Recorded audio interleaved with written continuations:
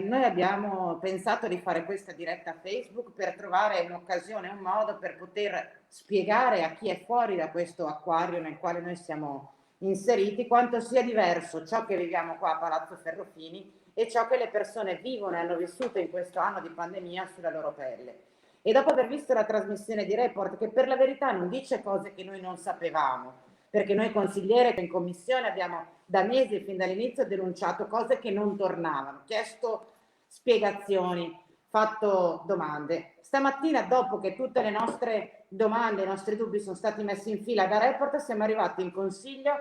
facendo quello che pensiamo ciascun veneto avrebbe voluto fare questa mattina, e cioè chiedere a Zaia conto di ciò che abbiamo visto per mezz'ora ieri in televisione. Chiedere a Zaia chi è il responsabile, chi sono i responsabili di ciò che è accaduto e soprattutto se secondo loro e secondo noi si poteva evitare quello che il Veneto ha dovuto subire in questo anno. Abbiamo chiesto a Zaia di venire in aula, la risposta è stata forse ci vediamo la settimana prossima. Noi crediamo che invece su certe domande, su certe questioni, sulla vita di tantissimi veneti che abbiamo perso in questi mesi non si possa attendere il buon cuore del presidente Zaia.